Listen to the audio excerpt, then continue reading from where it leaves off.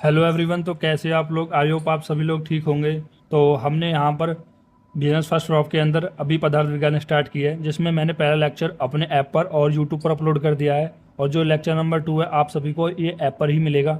ठीक है, जो लोग बच्चे ऐप से जुड़े हुए हैं तो उनको ये लेक्चर यहाँ पर मिलेगा। तो जैसा कि अगर आप पहला लेक्चर देख के आए होंगे तो वहाँ पर हमने 3 टॉपिक की बात करी थी। पहला पदार्थ क्या होता है, दूसरा आयुर्वेद क्या होता है, तीसरा सिद्धांत क्या होता है। इन तीनों के बारे में हम डिटेल में देख चुके थे। ठीक है, तो मेरा ये रहने वाला है कि अब पिछले लेक्चर का मैं 5 मिनट रिवीजन कराऊंगा और उसके बाद यहाँ पर एक नया लेक्चर स्टार्ट करूंगा।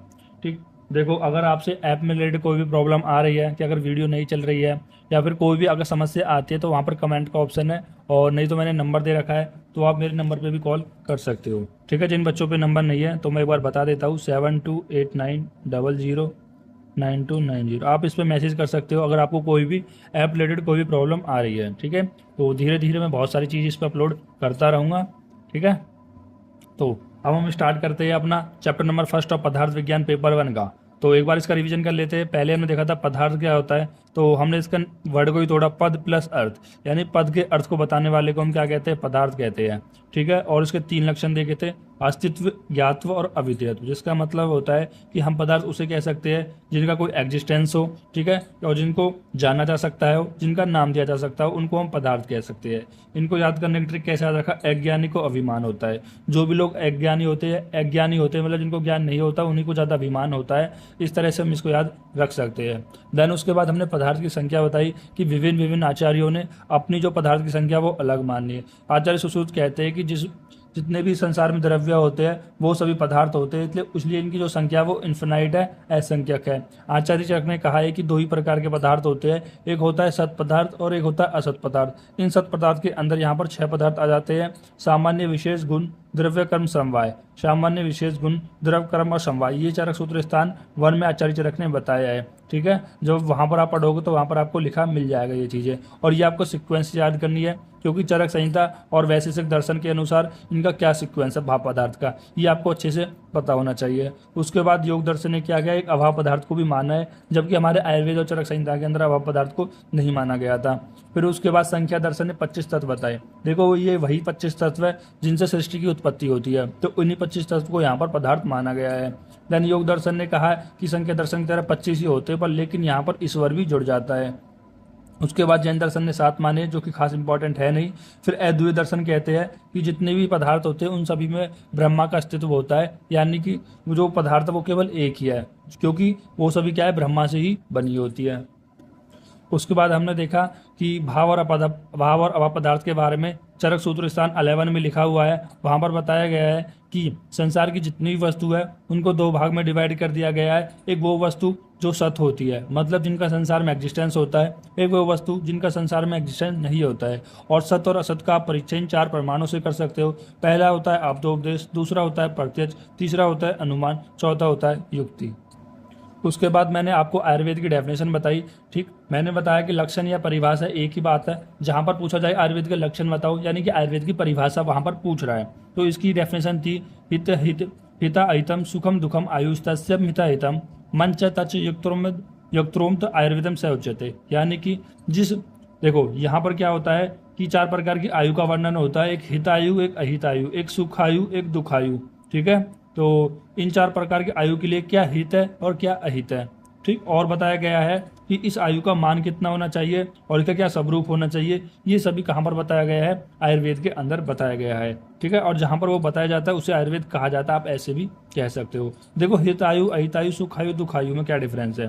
देखो, ये शायद मैं बताना भूल गया था पिछली वाली वीडियो में। देखो, यहाँ पर आप देख लीजिए, जो हितायु है, हितायु में केवल आप अच्छी अच्छी चीज़ों को ही ध्यान रखना है। जैसे कि हितायु के अंदर आपको ध्यान रखना है, जो हितायु है उसमें कल्याण होता है, अच्छा इंसान होता है, लोगों की मदद करता है, किसी के बारे में गलत नहीं सोचता है, जितनी भी अच्छी बातें हैं वो सारी आप हितायु के अंदर लिख दोगे। और इसके विपरीत अहितायु, मतलब जो चोरी करता है, दूसरों को मारपीट करता है, दूसरे की स्त्री के बारे में गलत सोचता है, ठीक है, ये जितनी भी गलत बात है वो अहितायु के अंदर आ जाएंगी। अब देखो, सुख आयु के अंदर आता है, यानी कि जो आप शारीरिक और मानसिक अगर आप सुखी हो, यानी कहने का मतलब इसमें आरोग्यता का पॉइंट आता है, जो कि इंपॉर्टेंट पॉइंट है। आप ये पॉइंट आपको ध्यान रखना है स्पेशली। यानी सुख आयु हमारी वही आयु होती है जब हमें कोई बीमारी नहीं होती, जब हमें कोई डिजीज नहीं होती, तो उसी आयु को हम यहाँ पर सुख आयु कह सकते हैं। ठीक है, ये स्पेशल पॉइंट है। दुख आयु क्या होती है? जब हमें कोई रोग होता है, जब कोई रोग होता है तो वो कौन सी आयु हो जाती है? दुख आयु हो जाती है। ठीक, फिर उसके बाद हम प्रयोजन की बात करते हैं। तो आयुर्वेद का प्रयोजन बताया गया है, 2 प्रयोजन बताइए। प्रयोजनम चास्यम स्वस्थस्यम स्वास्थ्य रक्षणम आतुरस्यम विकार प्रशनम च। यानी कि देखो, पहला प्रयोजन बताया गया है कि जो भी स्वस्थ व्यक्ति है उसके स्वास्थ्य को बनाए रखना। दूसरा जो आतुर है, जो विकारी पर्सन है, जो रोगी पर्सन है, उसके यहाँ पर रोगों को कम करना है। ठीक है, तो ये आयुर्वेद का प्रयोजन है। देन त्रिसूत्र बताया आयुर्वेद के अंदर। आयुर्वेद के अंदर त्रिसूत्र आयुर्वेद क्या होता है? यहाँ पर बताया गया है कि हेतुलिंग और औषधम, यानी कि रोग का कारण क्या है, रोग के लक्षण क्या है और उनमें कौन सी औषध देनी चाहिए। ठीक है, स्वस्थ और रोगी पर्सन लिए, ताकि वो ठीक हो सके। और ये जो बताया था, किसने बताया था? वो स्वयं हमारे पितामह ने बताया था, यानी ब्रह्मा ने ये बताया था। फिर आयुर्वेद के पर्याय देखें कि शाखा होता है, विद्या होता है, सूत्र होता है, ज्ञान होता है, शास्त्र होता है और तंत्र होता है। फिर यहाँ पर सिद्धांत की बात करते हैं। तो सिद्धांत का श्लोक बताया गया है कि सिद्धांत नामों से ही है परीक्षा के बहुविध्यम, यानी कि सिद्धांत आप उसे कहते हैं जिसकी आप बहुत बार परीक्षा कर लेते हैं। ठीक है, मतलब जिस भी विषय की आपको परीक्षा करनी है उसकी बार बार परीक्षा करते हैं। जैसे कि स्टूडेंट की भी आप क्या करते हो? टेस्ट लेते हो बार बार, टीचर लोग। ठीक है, इस तरह से। और हेतु विषय साध्यत्व स्थापित निर्णय, तो यहाँ पर बताया जा रहा है कि जो भी आप परीक्षा कर रहे हो उसको हेतु क्या है, मतलब यहाँ पर आपको प्रत्यक्ष अनुमान और युक्ति से भी कह रहे हैं उन चीज़ों को एक बार सोचना है, तब जाके एक बार आपको निर्णय लेना है। ठीक है, कि उसको आप सिद्धांत कहोगे या नहीं कहोगे। तो सिद्धांत के फर्दर 4 भेद किए गए थे। सर्वप्रथम सिद्धांत, यानी कि एक ऐसा सिद्धांत होता है जिसे सभी विद्वान, सभी साइंटिस्ट वगैरह सभी मानते हैं। ठीक है, और इसको हम यूनिवर्सल थ्योरी भी कह सकते हैं। प्रतितंत्र सिद्धांत वो होता है जिसको हर एक शास्त्र में अलग लिखा होता है। अष्टांग हृदय, जैसे कि अष्टांग हृदय में अलग है कोई चीज़, चरक संहिता में अलग है। जैसे कोई आप श्लोक याद करोगे तो एक ही श्लोक अलग अष्टांग हृदय के अनुसार अलग होता है। जैसे कि अगर हम बात करते हैं प्राकृतिक वाद के कार्य, चरक संहिता का अलग श्लोक होता है और अष्टांग हृदय का अलग श्लोक होता है। ठीक है, इसी तरह से बहुत सारे यहाँ पर थ्योरी होती है जो अलग अलग आचार्य की अलग अलग होती है। ठीक है, तो जैसे कोई रसों की संख्या 6 मानता है तो कोई 8 मानता है। ये नॉन यूनिवर्सल थ्योरी होती है। अधिकरण सिद्धांत का मतलब होता है इम्प्लाइड थ्योरी, यानी कि इसमें क्या होता है, इस थ्योरी में कुछ मान लेने पर आपको कुछ और भी मानना पड़ता है। जैसे आपने मान लिया कि अगर कोई व्यक्ति मर गया है तो उसका कोई पाप और कर्म, मतलब पुण्य, इसके यानी कि कर्म रहित हो जाएगा, मतलब शुभ और अशुभ कार्य से फल रहित हो जाएगा। ठीक है, तो इससे आप ये मान रहे हो कि यानी कि कर्मों का फल होता है। ठीक है, अगर कोई व्यक्ति मर गया और आप ये मान रहे हो कि अब उसको कोई भी कर्मों का फल नहीं होगा, यानी कि उसको कोई शुभ और अशुभ कार्य वो नहीं कर सकता, तो आप मान रहे हो यहाँ पर कर्मों का फल होता है। उसके बाद आता है अव्युपगम सिद्धांत। देखो, अव्युपगम सिद्धांत का मतलब एक हाइपोथेटिकल थ्योरी होती है जो केवल सबकी हाइपोथेसिस होती है, जो कि वेद गण विवादों के द्वारा यहाँ पर मान ली जाती है। उसके कोई एक्सपेरिमेंट प्रूफ वगैरह नहीं होता है। ठीक है, तो ये हो जाती है हमारी 4 थ्योरी। अब हम अपना आज का टॉपिक स्टार्ट करते हैं। सबसे पहले हम बात करेंगे यहाँ पर आयु के बारे में। ठीक है, आयु क्या होती है? देखो, आयु को हम बोलते हैं इंग्लिश में लाइफ से बारे में। ठीक, लाइफ, जो लाइफ होती है उसको हम आयु कहते हैं। तो इसका यहाँ पर एक इंपॉर्टेंट श्लोक आया है, शरीर इंद्रियम सत्व आत्मा संयोगे धारी जीवितम नित्यगस अनुबंधस प्रियाय उच्यते। देखो, जो भी मैं श्लोक आपके लिए लिख रहा हूँ वो आपको याद करने हैं। ठीक है, अब आप ये मत सोचना कि पहले चैप्टर के अंदर इतने सारे श्लोक आ रहे हैं तो ऐसे तो बहुत सारे श्लोक हमें याद करने पड़ेंगे। देखो, यही श्लोक आपकी चरक संहिता के अंदर भी आएंगे। ठीक है, यही श्लोक आपके पदार्थ विज्ञान के अंदर भी आ रहे हैं। कुछ श्लोक आपके यहाँ पर क्रिया शरीर के अंदर भी आएंगे। ठीक है, और अलग अलग चैप्टरों में आएंगे। ठीक है, तो ये बहुत सारे चैप्टर के अंदर आने वाले हैं। ठीक है, यही घूम फिर के आपको श्लोक याद करने होते हैं। ठीक, तो इसलिए अभी से आप जो पहले चैप्टर होते हैं ना हर एक सब्जेक्ट के, वो इंपॉर्टेंट इसलिए ही होते हैं। तो जैसे यहाँ पर बताया गया है कि जो आपकी लाइफ है, तो लाइफ, आयु किसको कहा जाता है, लाइफ किसको कहा जाता है? देखो, शरीर इंद्रिया, देखो शरीर यहाँ पर बता देता हूँ, शरीर इंद्रिया सत्व हम बोलते हैं मन। ठीक है, मन का एक पर्याय होता है जिसको हम सत्व बोलते हैं, और आत्मा। इन चारों चीज़ों का, भाई शरीर का, इंद्रियों का, मन और आत्मा का, जब इन चारों चीज़ों का सहयोग होता है, मिलते कॉम्बिनेशन होता है, उसी को हम क्या कहते हैं? आयु कहते हैं। तो फिर से याद रख लेना, 4 चीज़ें कौन कौन सी होती है? शरीर, इंद्रिय, मन और आत्मा। अगर आपको याद नहीं होते तो आप ऐसे याद कर लीजिए सीधा करके। ठीक है, शरीर, इंद्रिय, सत्व और आत्मा। शरीर, इंद्रिय, सत्व और आत्मा, तो इन चारों चीज़ों का जब सहयोग होता है तो उसी को हम क्या कहते हैं? आयु कहते हैं, लाइफ कहते हैं। अगर मैं आपसे कहूँ जीवन क्या है, जीवन क्या है, आयु क्या है, तो आप कहोगे मेरा शरीर होना चाहिए, उस शरीर के अंदर इंद्रियां होनी चाहिए, और इंद्रियों को कंट्रोल करने के लिए मन होना चाहिए, और इन सभी को कंट्रोल करने के लिए आत्मा होना चाहिए। ठीक है, अगर ये 4 चीज़ है तभी तो आप यहाँ पर लाइफ कह रहे हो, जीवन कह रहे हो। ठीक है। अब इस आयु के यहाँ पर कुछ पर्याय बताए गए हैं।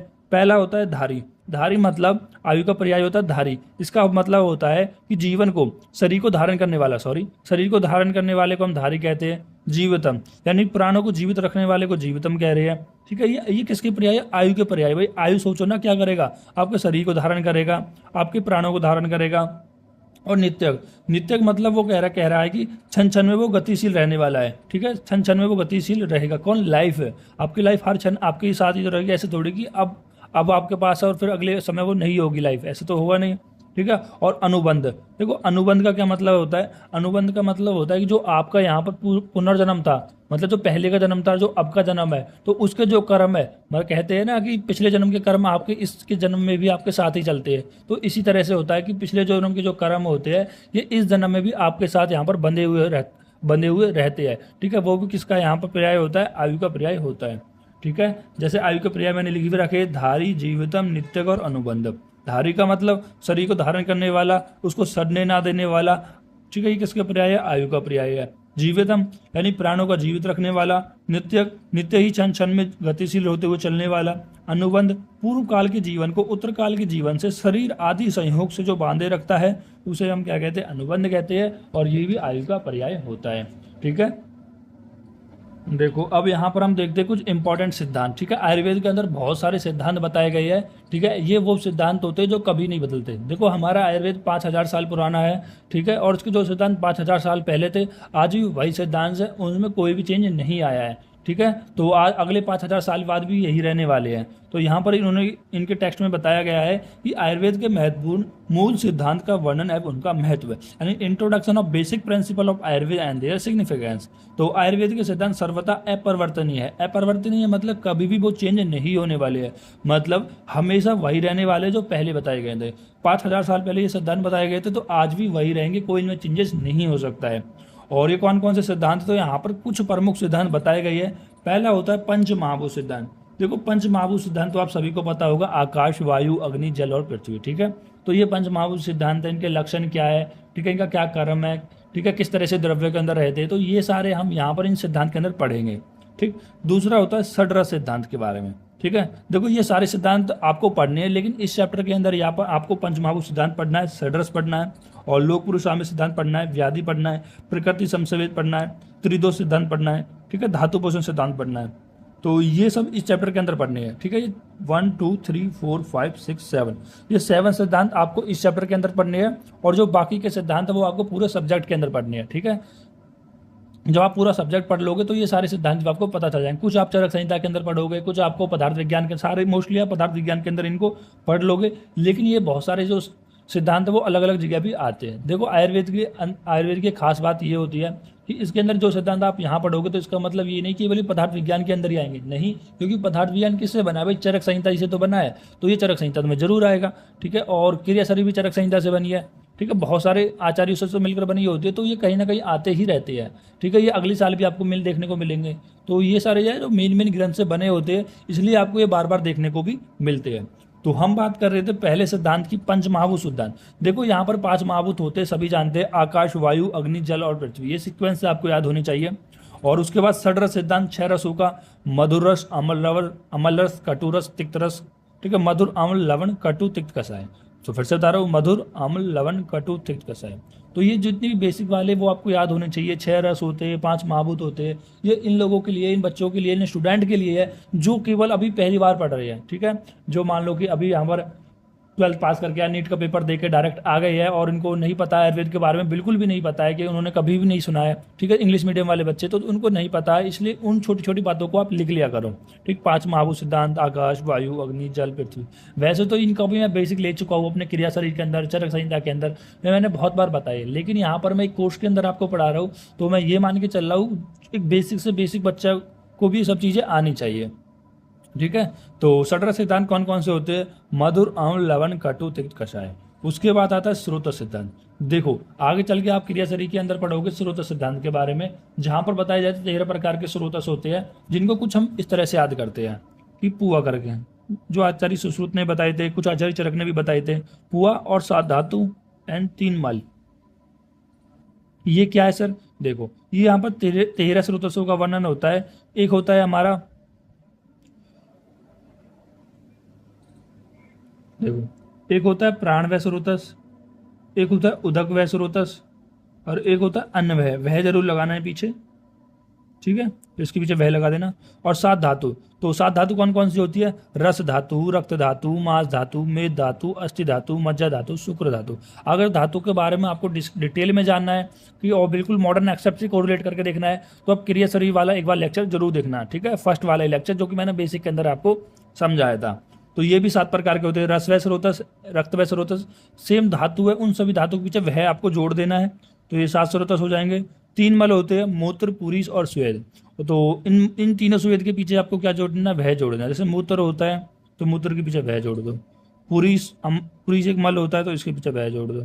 स्वेद एक मल होता है तो इसके पीछे भी वह जोड़ दो। तो ये सभी क्या हो जाएंगे? स्रोतस। भाई स्रोतस है क्या? स्रोतस एक ऐसा रास्ता है, एक ऐसा चैनल है जो कि क्या करता है, किसी यहाँ की वस्तु को, मान लो कोई यहाँ पर कोई वस्तु है, कोई सब्सटेंस है, इसको अगर यहाँ पहुँचाना है तो किसके थ्रू पहुँचाएगा? स्रोतस के थ्रू पहुँचाएगा। इसी तरह स्वेद जो निकल रहा है, पुरीष जो निकल रहा है, मूत्र जो निकल रहा है, वो भी एक स्रोतस के थ्रू ही निकल रहा है, ठीक है। इसी तरह से जो धातु है, रस धातु है, रक्त धातु, वो एक जगह से दूसरी जगह ट्रांसपोर्ट हो रही है। जैसे रस से रक्त बनता है, रक्त से मांस बनता है, तो वो कैसे बनेंगे, कैसे पहुंचेंगी? तो उनके पहुंचाने के लिए भी यहाँ पर क्या होता है? एक स्रोतस होता है, एक पाइप होता है, ठीक है। तो आपको यहाँ पर स्रोतस समझ में आ गया होगा, ठीक है। इतना ही आपके लिए बहुत है, क्योंकि अभी आपको ये डिटेल में नहीं पढ़नी है, ठीक है। ये आपको आएंगे पदार्थ रचना शरीर के अंदर भी आएंगे, क्रिया शरीर के अंदर अंदर भी आएंगे, ठीक है। वहाँ पर आप डिटेल में पढ़ोगे। मेरा बताने का ये मतलब है कि अगर मैं आपको यहाँ पर इन चीज़ों को बता दूंगा तो आप इन सभी सिद्धांतों को भी यहाँ पर याद कर लोगे। और अगर आपने यहाँ पर ये सिद्धांत याद कर लिए तो आप आसानी से समझ जाओगे कि ये सिद्धांत मैं पढ़ चुका हूँ, और आसानी से इसे कर ले जाओगे। और अगर एग्जामिनर वगैरह में पूछता भी है कोई कि जो पहला चैप्टर है उसमें कितने सिद्धांत है, उन सिद्धांतों के बारे में डिटेल में बताइए, तो आप नहीं बता पाओगे अगर आप नहीं पढ़ोगे तो। लेकिन अगर मैं आपको समझा दूंगा तो आपको ये सब चीज़ याद रह जाएंगी। फिर होता है व्याधि रूप सिद्धांत, ये अभी हम पढ़ने वाले, इसके बारे में आप टेंशन मत लो। जो यहाँ पर हम पढ़ेंगे इसको मैं वहाँ पर ही बता दूंगा। जैसे अभी हम पढ़ेंगे आगे व्याधि रूप सिद्धांत को। फिर होता है प्रकृति संवेद एंड विकृति संवेद, विकृति विषम समवाय। तो ये भी इसको भी हम पढ़ने वाले, एक बार बता देता हूँ। इसमें क्या होता है कि जब भी कोई हम आहार रस सेवन करते हैं, ठीक है, जैसे मान लो हम दूध के साथ केले का सेवन करते हैं, दो आहार रस सेवन करते हैं, दूध भी सेवन कर रहे हैं या केले भी सेवन कर रहे हैं, तो उनका जो रस होता है जब आपस में मिलता है तो वो कैसा होता है? अच्छा होता है या बेकार होता है? जैसे कि मान लो, देखो, अब आपने क्या किया, यहाँ से देखो ड्राइंग इतनी अच्छी नहीं है, ठीक है, तो जो भी है, आपने यहाँ से रस का सेवन किया, आपने कोई आहार खाया, अब उस आहार के साथ आपने मान लो दूध लिया और केले, उसके साथ केले खाए, तो वो दूध और जो केले, उसका जो रस बनेगा, हमारे में जाके, वो कैसा होगा? अगर वो आपस में सहयोग करते हैं, ठीक है, आपस में सहयोग करके उनके गुणों में और ज़्यादा वृद्धि कर देते हैं, तो वो हो जाएगा प्रकृति संवेद, ठीक है। और अगर मान लो कि आपने दूध के साथ मछली खाई, दूध के साथ अगर आपने मछली का सेवन कर लिया, ठीक है, दूध के साथ आपने मछली का सेवन कर लिया, तो उनके जो गुणों में क्या हुआ? परिवर्तन, मतलब उनके गुणों में वृद्धि ना हुई, उनके गुणों का नाश हो गया, तो वो क्या हो जाएगा? विकृति संवेद, जिसको हम कह सकते हैं एक तरीके से जो विरुद्ध आहार है, जो कि आपकी धातु को भी दूषित कर सकता है, तो वो क्या हो जाएगा हमारा? विकृति समवाय, ठीक है। अभी उसको हम और भी पढ़ने वाले, बस अभी मैंने आपको बता दिया कि प्रकृति समसवेद, यानी जब दो रस आपस में मिलकर गुणों में वृद्धि करते तो प्रकृति, अगर वृद्धि नहीं कर रही है और अपोज कर रही है तो विकृति हो जाएगी। फिर उसके बाद आते हैं त्रिदोष सिद्धांत। देखो त्रिदोष शायद सब नहीं पढ़े होंगे। तीन दोष होते हैं, वात दोष, पित्त दोष और कफ दोष। अब सिद्धांत कहने का मतलब यहाँ पर इनके बारे में थोड़ा डिटेल में हम बात करेंगे, ठीक। उसके बाद आता है त्रिदंड। देखो त्रिदंड, त्रिउपस्तंभ, बात एक ही है, ठीक है। देखो आपको एग्जामिनर भी कंफ्यूज कर सकता है या आपके टीचर कंफ्यूज कर सकते हैं, त्रिदोष क्या है, त्रिउपस्तंभ क्या है, त्रिदंड क्या है। ये तीन तीन की काफ़ी चीज़ आती है, ठीक है। ये तीन तीन की, देखो हम चैप्टर नंबर 11 औपचारिक संहिता के अंदर भी तीन तीन के कह रहे 8 पेयर होते हैं, ठीक है। तो वहाँ पर हम देखेंगे तीन तीन के बहुत सारे पेयर होते हैं। अभी आपको समझना है कि त्रिउपस्तंभ और त्रिदंड, बात एक ही है, दोनों ही, त्रिउपस्तंभ भी और त्रिदंड भी। देखो और ये कौन कौन से होते हैं? आहार, निद्रा और ब्रह्मचार्य। आहार, निद्रा और ब्रह्मचार्य। देखो मैं आपको बता देता हूँ कि जो त्रिदोष होता है उनको बोला जाता है त्रिस्तंभ, ठीक है। अब मैं इनको एक बार आपको याद कराने की समझा देता हूँ कि त्रिस्तंभ यानी त्रिदोष, त्रिउपस्तंभ यानी त्रिदंड। जो त्रिदोष होता है उसको हम त्रिस्तंभ भी बोलते हैं, ठीक है। और जो हमारा त्रिदंड होता है इसको हम त्रिउपस्तंभ भी कहते हैं। देखो ये कौन होते हैं, वात होता है, पित्त होता है और कफ होता है। और त्रिदंड या त्रिउपस्थम क्या होते हैं, आहार होता है, निद्रा होती है और ब्रह्मचार्य। ए एन बी करके मैंने याद किया था, ए एन बी, ठीक है, या आप ऐसे कर सकते हो बी एन, बैन या बन, ठीक है। लेकिन मैंने सीक्वेंस याद किया है कि पहले आहार लेना चाहिए, देन उसके बाद सबसे इंपॉर्टेंट फैक्टर आहार होता है, उसके बाद इंपॉर्टेंट फैक्टर निद्रा होती है, उसके बाद ब्रह्मचार्य होता है, ठीक। अब देखो इसको कैसे आप समझ सकते हो, जैसे मान लो कोई घर है, अब कोई घर आप बना रहे हो, ठीक है, तो उस घर बनाने के लिए आपको क्या चाहिए, पिलर चाहिए, कि ये एक पिलर है, ये एक पिलर है, ये एक पिलर, मेन पिलर चाहिए जिन पे घर खड़ा होता है, कहते हैं ना कॉलम। अगर आपने घर बनता हुआ देखा तो कॉलम खड़े करते हैं, जो कि मेन पिलर होते हैं जो घर को बनाए रखते हैं। फिर उसके बाद उसके बीच बीच में छोटे छोटे और पिलर लगाते हैं, ठीक है, छोटे छोटे पिलर लगाते हैं, कहते हैं ना उसको सपोर्ट के लिए। जैसे आपने छज्जा निकाल दिया, छज्जा होता है ना एक, ऐसे बाहर तरफ निकाल दिया, तो उसको सपोर्ट करने के लिए यहाँ पर छोटे छोटे पिलर लगाए जाते हैं। छोटे छोटे मतलब उसके बीच में पिलर लगाए जाते हैं। देखो मान लो इतना बड़ा अगर लेंटर पड़ा हुआ है और इसमें केवल यहाँ पिलर लगे होते हैं और इसके पीछे पिलर लगे होते हैं, ठीक है। अगर आप बीच में पिलर ना दो तो लेंटर को गिरने का प्रोबेबिलिटी रहती है, तो यहाँ पर क्या करना है, आपको बीच में एक पिलर देना पड़ता है सपोर्ट के लिए, ठीक है। उसी तरह से आप समझ सकते हो मेन पिलर तो यही होते हैं त्रिदोष वात पित्त कफ, ठीक है, लेकिन जो सपोर्टिव पिलर होते हो वो होते हैं त्रिदंड, ठीक है। अब देखो इनको मेन पिलर क्यों कहा गया है, जो वात पित्त और कफ है ये हमारे मेन पिलर कहने का ये कारण है। अगर ये एक बार दूषित हो गए तो हमारी बॉडी में व्याधि उत्पन्न करते हैं, कैसे करते हैं वो आगे हम आपको समझाएंगे, अभी आपको इतना समझना है, ठीक है। उसके बाद आता है इनको मेन, और इनको सपोर्टिव पिलर क्यों कहा गया है भाई, अगर आप अच्छा आहार सेवन नहीं करोगे, अच्छी निद्रा सेवन नहीं करोगे और ब्रह्मचार्य का पालन नहीं करोगे तो भी आपकी लाइफ गड़बड़ा जाएगी, ठीक है। तो ये यहाँ पर बताया गया है। उसके बाद आता है धातु पोषण सिद्धांत, ठीक है। अब धातु पोषण सिद्धांत देखो सभी जानते हैं 7 प्रकार की धातु होते हैं, ठीक है, रस धातु, रक्त धातु, मांस धातु, मेद धातु, मज्जार, शुक्र, ठीक है, ये ऐसे। तो इनका किस तरह से पोषण हो रहा है, कैसे धातु का पोषण, रस का पोषण हो रहा है, कैसे रक्त का, कैसे मांस का, इनके लिए हम 3 न्याय देखेंगे, ठीक है। अभी क्षीर दधि, केदार कुली और खली कपूत, ठीक है, अभी आगे आने वाला है। फिर होता है अग्नि आहार सिद्धांत। अभी अग्नि आहार सिद्धांत क्या होता है, इससे आपको पता लगता है कि आपका आहार कितनी देर में पच रहा है, तो उससे आप अग्नि का अनुमान कर लेते हो, ठीक है। मतलब आपकी मंद अग्नि है, तीक्ष्ण अग्नि है, ठीक है, और मतलब जिस तरह की आपकी अग्नि होती है उस तरह का आपका आहार का पाक होता है, आहार का डाइजेशन होता है, ठीक है। ये भी हमको नहीं पढ़ना है, क्रिया शरीर के अंदर हम इसको डिटेल में देखेंगे। फिर होता है नवद्रव्य। नवद्रव्य यानी 9 द्रव्यों की बात की जा रही है, ठीक है। 9 द्रव्य कौन कौन से होते हैं, 5 तो आपके महाभूत होते हैं, ठीक है। 5 महाभूत कौन कौन से, आकाश, वायु, अग्नि, जल और पृथ्वी। और उसके बाद यहाँ पर 4 और होते हैं जिसको हम कैसे याद करते हैं, कदम से, काल, आत्मा, दिशा, मन, ठीक है। ये 9 प्रकार के द्रव्य होते हैं जो कि हम चैप्टर नंबर 3 द्रव्य विज्ञान के अंदर डिटेल में देखेंगे। उसके बाद आता है सप्त धातु सिद्धांत। सप्त धातु देखो ये 7 धातु सिद्धांत के बारे में है कि इनके क्या प्राकृतिक कर्म है, धातु के मतलब रस धातु, रक्त धातु, इनके क्या प्राकृतिक विक्रिया, इनके बारे में डिटेल में हम देखेंगे कौन सा इनमें महाभूत होता है, ठीक है। फिर आता है त्रिविध रोग मार्ग। देखो त्रिविध यानी 3 रोग मार्ग। 3 रोग मार्ग कौन कौन से होते हैं, एक रोग मार्ग एक्सटर्नल हो सकता है, एक इंटरनल हो सकता है, एक मिडिल में हो सकता है। एक्सटर्नल मतलब जो शाखाएं होती है आपके, 2 हाथ हो गए, 2 पैर हो गए, ठीक है, तो ये हो गए एक्सटर्नल रोग मार्ग, ठीक है, जिसको हम ब्रह्मार्थ रोग मार्ग भी कहते हैं या फिर शाखागत रोग मार्ग भी कहते हैं। दूसरा होता है मर्म, अस्थि और संधि रोग मार्ग, ठीक है, मिडिल में।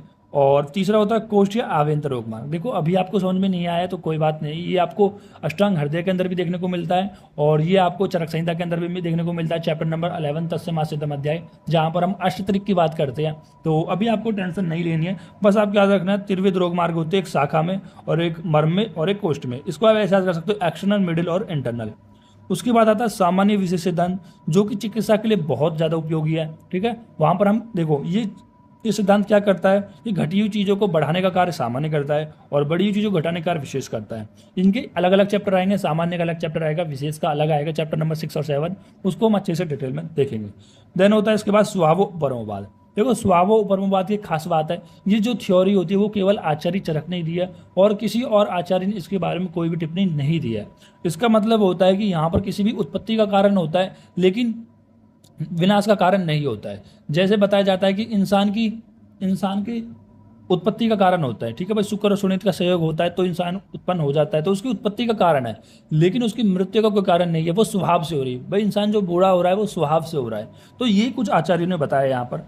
उसके बाद आता है पंचपंचक सिद्धांत, जिसको हम आगे जाके याद भी करेंगे। पंचपंचक सिद्धांत जो कि बहुत इंपॉर्टेंट है, कई जगह आपको मिलेगा, जिसको हम इस तरह से याद करते हैं इदाब से, यानी कि इंद्रिया और द्रव्य और अधिष्ठान, ठीक है, और इसका क्या अर्थ है और उनकी बुद्धि।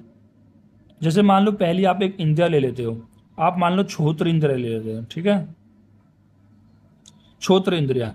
तो इनमें द्रव्य कौन सा रहने वाला है? आकाश महाभूत रहने वाला है, ठीक है। और अधिष्ठान कौन सा रहने वाला है? कर्ण में अधिष्ठान रहने वाला है।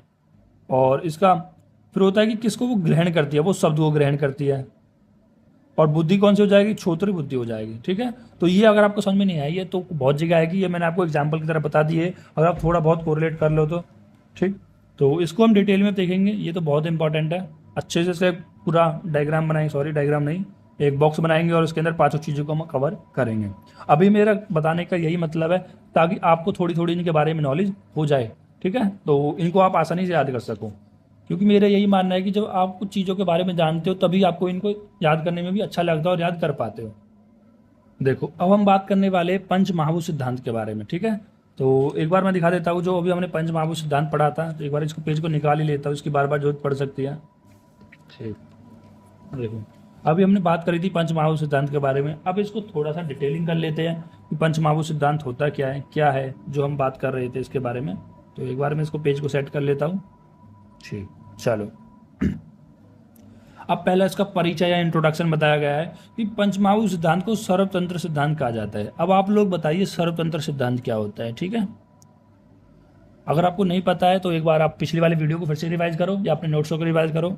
तो सर्वतंत्र सिद्धांत ऐसा सिद्धांत होता है जिसको सभी वैद के द्वारा, सभी साइंटिस्टों के द्वारा एक्सेप्ट कर लिया जाता है और जो हर जगह वैलिड होता है। जो अगर इंडिया में वैलिड है तो अमेरिका में वैलिड होगा, और अमेरिका में वैलिड होगा जो यूएसए में वैलिड होगा। ऐसा नहीं कि इंडिया में होगा तो ये सब नहीं, वो सब जगह वैलिड होगा, ठीक है, ये कहने का मतलब है। उसका बाद आता है कि आयुर्वेद के अनेकानेक सिद्धांतों का यह आधारभूत सिद्धांत है। यानी जो पंचमहाभूत सिद्धांत होता है, वो जो आयुर्वेद के अंदर बहुत सारे सिद्धांत होता है, उनका जो आधारभूत होता है, इनका जो बेस होता है, वो कौन होता है? पंचमहाभूत सिद्धांत। कैसे? क्योंकि देखो जो पंचमहाभूत कौन कौन से होते हैं? आकाश, वायु, अग्नि, जल और पृथ्वी, ठीक है। मैं लिख देता हूँ, चलो। आकाश, वायु, अग्नि, जल और पृथ्वी, इस तरह से आकाश, वायु, अग्नि, जल और पृथ्वी। आप भी लिख सकते हो, ठीक है, समझने के लिए। आकाश, वायु, अग्नि, जल और पृथ्वी ये होते हैं। और अब आगे जाके देखोगे कि हर एक सिद्धांत के अंदर जो बने होते हैं वो किन महाभूतों से मिलकर बने होते हैं। जैसे हम पहला सिद्धांत के बारे में बात कर लेते हैं, जैसे बताया गया है कि त्रिदोष सिद्धांत। जैसे त्रिदोष सिद्धांत कौन कौन से होते हैं? वात होता है, पित्त होता है, कफ होता है। ये शॉर्ट फॉर्म में लिख देता हूँ मैं ऐसे, ठीक है। आपको पेपर में पूरा पूरा लिखना है। अब वात दोष के अंदर जैसे आकाश और वायु होता है, ठीक, आकाश और वायु। पित्त के अंदर अग्नि होती है, कफ के अंदर जल और पृथ्वी होती है। तो आप देखो ये जो त्रिदोष सिद्धांत है वो किससे बना हो रहा है? कहीं ना कहीं किससे बना हो रहा है? आधारभूत सिद्धांत से ही बना हुआ होता है, ठीक है। आधारभूत सिद्धांत से ही होता है, त्रिदोष के अंदर यही होता है। और आप अगर आप बात करते हो द्रव्यों में रसवाद की, मतलब जो द्रव्य के अंदर जो रस होता है, जैसे मान लो कोई द्रव्य मधुर रस का है, तो उसमें क्या होगा? जल और पृथ्वी महाभूत से मिलकर बना होगा। अगर मान लो कोई द्रव्य अमल रस का है, कोई ऐसा द्रव्य है जिसमें अमल रस है, तो इसमें कौन कौन से हो गए? इसमें अग्नि होगा और पृथ्वी महाभूत होगा, ठीक है। अब ये आपको कैसे याद करोगे? इसको मैं याद करा दूंगा कि हर एक रस के अंदर कौन कौन सा महाभूत होता है। आगे आएंगे, इसकी टेंशन आप मत लेना, ठीक है। तो ये क्या क्यों बता रहा हूँ आपको? मैं ये बता रहा हूँ कि जो ये हमारा पंच महाभूत सिद्धांत है, वो जितने भी सिद्धांत है उन सभी का आधारभूत है, बेस है। क्योंकि इन्हीं से तो मिलके, भाई बेस किसको कहते हैं? जिनसे मिलके वो चीज़ बनती है। जैसे भाई इनके महाभूतों से मिलकर दो सिद्धांत बनता है, द्रव्यों में रस बनता है, द्रव्य एक दूसरे से अलग है, वो भी महाभूत की वजह से है। मान लो किसी में अगर जल महाभूत है तो वो द्रव्य अलग होगा, अगर किसी में पृथ्वी है तो वो द्रव्य सॉलिड होगा, वो अलग होगा, ठीक है। ये सब चीज़ें, ठीक है। क्योंकि जो आचार्य ने एक बात कही थी यहाँ पर, आचार्य चरक ने चरक स्थान 26 में कही थी शायद, सर्वद्रव्यम पंचभावतिकम। यानी कि जितने भी द्रव्य होते हैं वो पंच महाभूत से मिलकर बने होते हैं। तो इससे क्या पता लग रहा है कि यानी ये सभी जो ये पंचमहाभूत सिद्धांत है वो सभी सिद्धांत का बेस है। जैसे एक प्लांट का बेस क्या होता है? उसकी रूट होती है, उस रूट से ही सारा पूरा प्लांट ग्रो हो जाता है। उसी तरह से जो ये हमारा पंचमहाभूत सिद्धांत है उससे और नए सिद्धांत बनते हैं, इनका ये रूट होता है, मूल होता है, ठीक है। अब यहाँ पर एक और आता है गर्भ विकास में। सर ये गर्भ विकास में किस तरह से यहाँ पर पंचमहाभूत सिद्धांत उसका आधार होता है? देखो आप आगे चल के पढ़ने वाले हो कि जब यहाँ पर जब शुक्र का और शोणित का, इस तरह से ये शोणित है, ये शुक्र है। जब शुक्र और शोणित का यहाँ पर सहयोग होता है, फर्टिलाइजेशन होता है, फर्टिलाइजेशन होकर उसमें चेतना के स्थान आता है, और उसके बाद जो इसका डिवीजन होता है, यानी कि वो डेवलपमेंट होता है, जो भी न्यू बॉर्न बेबी होता है, माता के अंदर जो एम्ब्रो होता है वो डेवलप होता है। तो वो कैसे डेवलप होता है, तो वहाँ पर बताया जाता है जो वायु होती है वो डिवीजन का काम करती है, मतलब सेल को जो डिवाइड कराती है वो कौन कराती है, वायु कराती है। और जो अग्नि होती है, जो भी मेटाबॉलिक होता है, जो भी डाइजेशन होता है, वो अग्नि महाभूत कराता है। और जो जल होता है वो बच्चे को नरिशमेंट देने का कार्य करता है, ठीक है, उसको धातुओं का पोषण करने का कार्य करता है। जो पृथ्वी होती है, ठीक है, वो बच्चे को डेंस बनाने का काम करती है, कॉम्पैक्टनेस बनाने का काम करती है, उसके बॉडी के साइज को, सेल को इंक्रीज करने का जो कार्य करती है। इस तरह से महाभूत का भी रोल होता है, ठीक है, किसमें, गर्भ के विकास में। जो गर्भ होता है, गर्भ किसके अंदर, जो गर्भवती महिला होती है उसके अंदर जो गर्भ होता है, ठीक है, तो उसके जैसे मान लो ये है गर्भवती कोई महिला है, ठीक है, इस तरह से हम बना देते हैं। ये गर्भवती महिला के अंदर जो गर्भ होगा, ठीक है, छोटा सा गर्भ होगा, तो इसको यहाँ पर जो डेवलपमेंट करने का जो कार्य कर रहा है वो भी महाभूत का ही होता है। इसकी भी टेंशन मतलब इन सभी के बारे में डिटेल में समझाया जाएगा आपको, और भी आगे आने वाले हैं, ठीक है। जितना मैं बता रहा हूँ आपको उतना समझते चलना है। उसके बाद हम बात करते हैं पंच महाभूत। देखो पंच महाभूत, देखो 5 महाभूत होते हैं, कौन कौन से, आकाश, वायु, अग्नि, जल, पृथ्वी। रटे होने चाहिए आपको, ठीक है। अब यहाँ पर इनके गुण बताए गए हैं कि ना हर एक महाभूत के अंदर एक गुण होता है, ठीक है। जैसे आकाश के अंदर शब्द गुण होता है, ठीक है, और वायु के अंदर स्पर्श गुण होता है, ठीक है, और अग्नि के अंदर रूप होता है, जल के अंदर रस होता है, पृथ्वी के अंदर गंध होता है। सर समझ में तो आ गई, लेकिन फील नहीं हुए। चलो इनको थोड़ा फील करते हैं, ठीक। कैसे फील करोगे, जैसे आकाश महाभूत है, आकाश महाभूत में शब्द, शब्द मतलब जैसे मैं भी कोई बोल रहा हूँ वो भी शब्द है, और शब्दों के अंदर क्या है, ध्वनि है।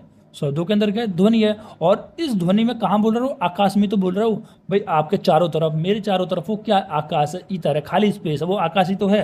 तो हम कह सकते हैं ना कि आकाश के अंदर कौन सा गुण होता है, शब्द गुण होता है, ठीक। उसके बाद आगे देखो, वायु में कौन सा गुण होता है, स्पर्श गुण। सर वायु को कैसे स्पर्श करें, ये तो फील नहीं हो रहा, ठीक है। अगर आपने पढ़ा होगा कि जो आपको रेडियल पल्स होती है, ठीक है, ब्रेकियल होती है, ठीक, ब्रेकियल के बाद रेडियल आती है, इस तरह से अगर आपने पल्स का पढ़ा होगा तो यहाँ पर आपकी ब्रेकियल पल्स होती है, जो 2 अंगुल यहाँ से छोड़ के लेना है आपको, 1 अंगुल या 2 अंगुल, जितना भी आपको लेना है, तो यहाँ से 2 अंगुल मान लो छोड़ देते यहाँ से, ठीक है। इस तरह से आपको नापना है। मुझे वैसे नापना इस तरह से चाहिए, क्योंकि शायद आपको नाड़ी परीक्षा तो आती होगी, अगर नाड़ी परीक्षा नहीं आती है तो इस तरह से नापना है कि आपकी जो तर्जनी उंगली है इधर होनी चाहिए, मध्यमिका यहाँ पर, और इस तरह से ये वात बताती है, ये वाली पीत, ये वात, ये पित्त, ये कफ, इस तरह से उसको पहचानना है। और वेव को भी आपको पता होना चाहिए, ठीक है। अब जो आपको महसूस हो रही है कि जो आपकी पल्प है, सॉरी, जो आपकी रेडियल पल्स है वो पल्पलेट कर रही है, ठीक है। और आप जानते हो जो रेडियल पल्स है वो क्यों पल्पलेट करती है, क्योंकि इसके अंदर वायु होती है, वायु की वजह से पल्पलेट करती है, क्योंकि जो वायु का गुण होता है वो स्पंदन का गुण होता है, पल्पलेशन का जो गुण होता है, ठीक है। तो इससे भी आप क्या कर सकते हो, स्पर्श कर सकते हो। तो ये थोड़ा सा मैंने आपको समझाने के लिए बताया है। देन अग्नि का जो होता है रूप का होता है, ठीक है। और अग्नि का रूप का कैसे, सर ये कैसे, भाई जो लाइट है, जो सनलाइट आ रही है, ठीक है, अगर मान लो सूर्य देवता जी अगर सनलाइट नहीं देते हैं, सूर्य ऊर्जा नहीं देते हैं, तो कुछ आप देख पाओगे, भाई जब रात हो जाती है, सूर्य देवता चले जाते हैं, तो आपको कुछ दिखता है, नहीं दिखता, आपके चारों तरफ अंधेरा हो जाता है। यानी रूप का, देखने का जो कार्य करता है वो कौन कर रही है, अग्नि कर रही है, सनलाइट कर रही है, सूर्य देवता कर रही है, इस तरह से। फिर जल, एक तरीके से रस, जल को हम रस, जल के अंदर कौन सा गुण होता है, रस। सर इसको कैसे समझे, भाई आप कोई भी खाना खाते हो, आपके मुंह में कोई ना कोई रस तो आता ही है, वो किसकी वजह से आ रहा है, खुद समझो। उसके बाद पृथ्वी, अब पृथ्वी में गंध गुण होता है। सर ये तो बिल्कुल समझ में नहीं आ रहा। देखो इसको आप कैसे समझ सकते हो कि जब भी आपके बारिश पड़ती है, आपके यहाँ पर बारिश पड़ती है, जो बारिश का पानी होता है वो ज़मीन पर गिरता है, और ज़मीन पर जब गिरता है तो ज़मीन में से एक स्मेल आती है। मुझे तो बहुत अच्छी स्मेल आती है जब कोई नई नई बारिश होती है और मिट्टी पर पानी गिरता है, तो उसके अंदर से खुशबू आती है बहुत अच्छी, मुझे बहुत अच्छी लगती है पर्सनली, ठीक है। तो वो भी क्या है, वो भी गंध है। तो इस तरह से आप यहाँ पर समझ सकते हो। देखो जैसे मैंने आपको बताया है, आपको कोई नहीं बताने वाला है, कोई नहीं समझाने वाला है। मैं चाहता हूँ आपको पदार्थ विज्ञान को इतना ईजी कर दूँ आपके लिए, ताकि आपको यहाँ पर कोई भी प्रॉब्लम ना हो और आसानी से आप एग्जाम में टॉप कर जाओ। पदार्थ विज्ञान के अंदर तो आप कर जाओगे अगर आप मेरी वाली सीरीज जो मैंने लाया हूँ आपके लिए वो उसको फॉलो करते हो तो। उसके बाद हम बात करते हैं, देखो महाभूत गुण को एक और बात है इंद्रिय गुण भी कहते हैं। महाभूत गुण को इंद्रिय गुण भी कहते हैं, इंद्रिय ग्रह गुण भी कहते हैं। क्यों कहते हैं अभी देखते हैं। क्योंकि जो इंद्रिया होती है, जो छोत्र इंद्रिया होती है, ठीक है, जो छोत्र इंद्रिया है वो शब्द को गुण को ग्रहण करती है। भाई अगर मैं कहूँ जो साउंड है, जो ये शब्द है, उसे कौन सुनने का कार्य करता है, सर कहेंगे मेरे, आप बोलो सर कान करेंगे, ठीक है। और कान के अंदर, कर्ण के अंदर, जिसको कान को हम कर्ण भी कहते हैं, उसके अंदर कौन सी इंद्रिया होती है, वो होती है छोत्र इंद्रिया, छोत्र इंद्रिया, ठीक है, तो हम कह सकते हैं ना, ये जो इस महाभूत के गुण होते हैं इनको इंद्रिय गुण भी कहते हैं, क्योंकि इन्हीं को इंद्रिय ग्रहण भी करती है। अब जैसे स्पर्श हो गया, तो स्पर्श को हम कैसे पता लग रहा था, स्पर्श इंद्रियों से तो ग्रहण करके पता लग रहा था। चक्षु इंद्रिया मतलब जो रूप को किसे देख रहे, आंखों से देख रहे थे, और रस, रस को रसन इंद्रिय से, जीवा से, और गंध को घ्राण इंद्रिय यानी आपकी नोज से। ठीक है, अब देखो, अब एक और बात मैं आपको इंपॉर्टेंट बता देता हूँ जो आपको आगे चल के पता लगेगी, मैं आपको यहीं बता देता हूँ।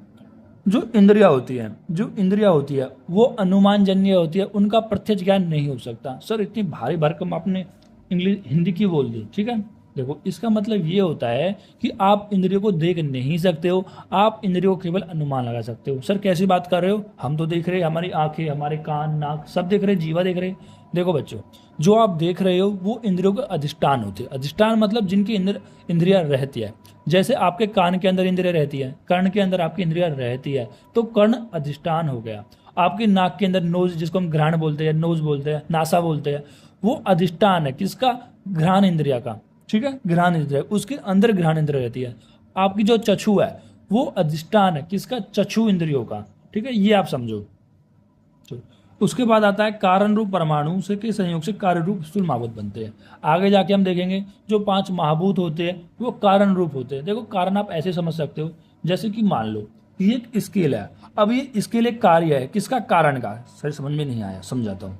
अगर मान लो कि इसको आप इतने छोटे छोटे एटम में तोड़ दो कि वो आगे फर्दर डिवाइड ना, उसका चूरा बना दो बिल्कुल, तो चूरा बना दो। अब मैं कह दूँ मेरे पास एक चूरा है, अब इस चूरा से मैं क्या बना देता हूँ, एक स्केल बना देता हूँ। जो चूरा था वो कारण था, इस चूरे से आपने एक स्केल बना दी, वो कार्य हो गया। तो इसी तरह महाभूत के अंदर होता है, जैसे पृथ्वी महाभूत है, अब पृथ्वी महाभूत से मैंने कोई मूर्ति बना दी, ठीक है, तो वो कार्य हो गए। लेकिन पहले वो क्या थी, वो मिट्टी थी ना, उसके कण कण थे, वो क्या हो जाएंगे, कारण हो जाएंगे। इस तरह से आपको समझना है। ठीक है, और शरीर में उपस्थित सभी अंग प्रत्यंग, धातु उपधातु आदि की उत्पत्ति महाभूत से हुई है, ये मैं बता चुका हूँ। शरीर के जितने भी ऑर्गन होते हैं, जितनी भी चीजें वस्तुएं होती है, वो सारी महाभूत से बनकर बनी होती है। इसलिए तो पंच महाभूत सिद्धांत को, महाभूतों को यहाँ पर आधारभूत सिद्धांत कहा गया था। और यहाँ पर श्लोक भी लिख रहा है सर्वद्रव्यम पंच महाभौतिकम, जो कि चरक सूत्र स्थान 26 में ही कहा गया है। ठीक है, इसके बाद हम बात करते हैं महाभूत अनुसार द्रव्यों के कर्म।